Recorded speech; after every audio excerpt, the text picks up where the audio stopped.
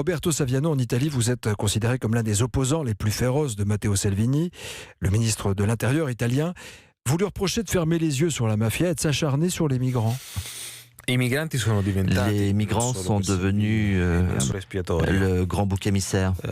Le chômage, l'absence d'une vision économique, tout ça passe au deuxième plan. Et le problème de tous, c'est les migrants.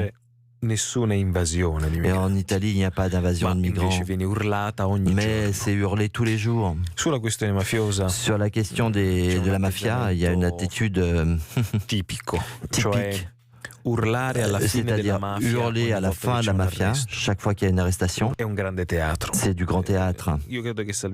Moi, je crois que Salvini compromet la démocratie italienne, la transformant en quelque chose de très semblable à la Hongrie d'aujourd'hui de Orban.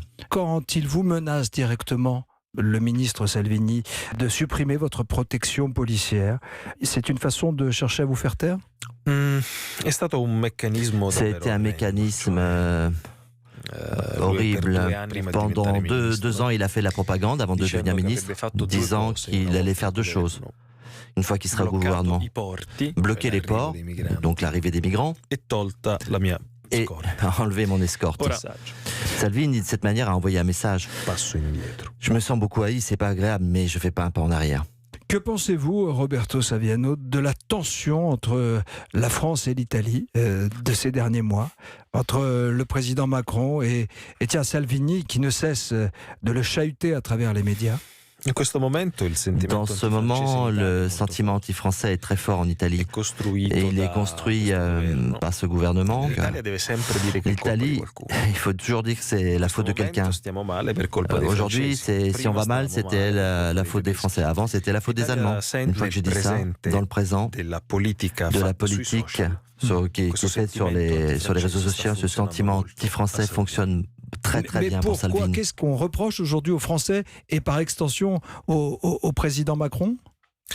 On leur reproche de décharger les migrants à la frontière à l'Italie. Il utilise la vieille histoire de la France, le pays qui abrite les terroristes italiens qui ont échappé à leurs responsabilités, la France qui colonise encore l'Afrique, et donc cette colonisation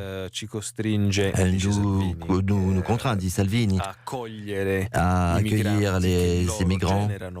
Macron et la France, c'est les hauts responsables de tout ce qu'il ne parvient pas à gérer. La question de frontières est un problème grave, mais c'est un thème à résoudre avec la diplomatie. C'est pas comme ça qu'on va résoudre les problèmes en insultant sur les réseaux sociaux. Ça vous apporte rien. À quelques mois des élections européennes, Roberto Saviano, quelle est la voie, selon vous, la plus salutaire pour l'Union européenne ? Je la vois mal, cette élection. Les droites les plus nationalistes sont en hausse en Italie. La situation est très compliquée.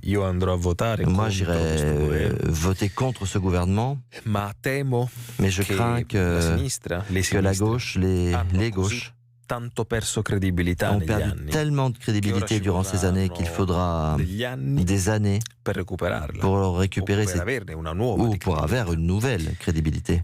Une preuve sur toutes. Pendant 35 ans, le parti de la Ligue Nord, le parti de Salvini, a insulté le sud de l'Italie, le cancer de l'Italie, a dit « font rien », c'est cutéreux. Maintenant, ils sont le premier parti du sud de l'Italie. Comment c'est possible, ça ? Est-ce que ce qui se passe en Italie peut arriver en France, selon vous, Roberto Saviano ?